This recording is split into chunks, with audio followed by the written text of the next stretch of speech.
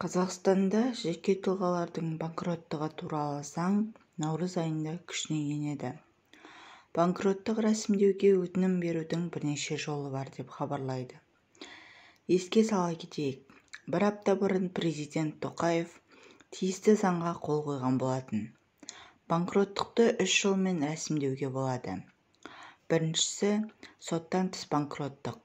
Бұл жолмен рәсімдеу үшін қаржы ұйымдары мен коллекторлық компаниялардың алдында қарыз сомасы 5,5 миллион теңгеден аспауы тиіс.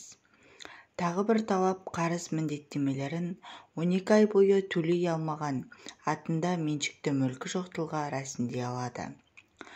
Қазақстанның мемлекеттік кірістер комитетінің мәліметінше, заңда атаулы әлеуметтік көмек алатын азаматтар үшін ерекше жағдай бар. Банкроттыққа 12 ай бойы төлем төлей алмаған жағдайда ғана өтініш қабылданады. Алайда мемлекеттен 6 ай толық әлеуметтік көмек алған азаматтар несиесін 3 ай төлей алмай қалса, банкроттыққа өтінім бере алады. Сонымен қатар банктер, микроқаржы ұйымдарының алдындағы қарызы 5 жылдан астам өтелмеген болса, мұндай азаматтарға ерекше жағдай қарастырылып отыр. Соттан тыс банкроттықты рәсімдеу үшін өтініш YouGov порталы арқылы өтініш береді. Айта кететін болсақ, өтінішті коллектор немесе қаржы ұйымдары емес, борышкердің өзі береді. Екіншісі – сот шешімімен банкроттық. Өтініш қарызы 5,5 миллион теңгеден асқан азаматтардан қабылданады. Ең бастысы қаржы ұйымдары мен коллекторлық компаниялардың алдындағы қарызы ғана емес, басқа да тұлғаларға және бюджетке қарызда есептеледі. Айта кететін болсақ, банкроттықты рәсімдеу кезінде есепке алынатын мүлікті қаржылық басқарушылар жүргізеді.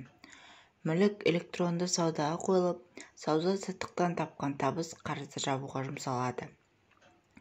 Сот шешімімен банкроттықты рәсімдеу үшін борышкер сотқа өтініш береді. Үшіншісі – төлем қабілеттілігін қалпына келтіру рәсімі. Мұны тұрақты табысы бар, 5 жыл бойы қарызды бөліп төлеуге мүмкіндігі бар азамат рәсімдей алады. Ол үшін сотқа өтінім беру керек.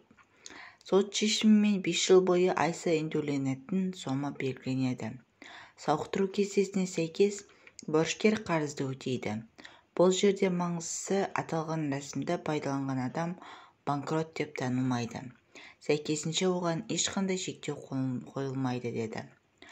Сонымен қатар төлем қабілетін қалпына келтіру рәсімін пайдалану кезінде борышкердің алимент немесе басқа адамның өмірі мен денсаулығына келтірген залалы үшін өтеуі болса, бұл қарыздар есептен шығарылмайды. Өтініш тұрғылықты жері бойынша сотқа беріледі. Ескеретін жайт, банкроттық рәсімдеген қазақстандықтарға бірқатар шектеулер қойылады. 5 жыл бойы несие ала алмайды.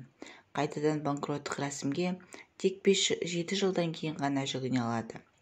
3 жыл ішінде қаржылық жағдайына байланысты мониторинг жүргізіліп отыратын болады.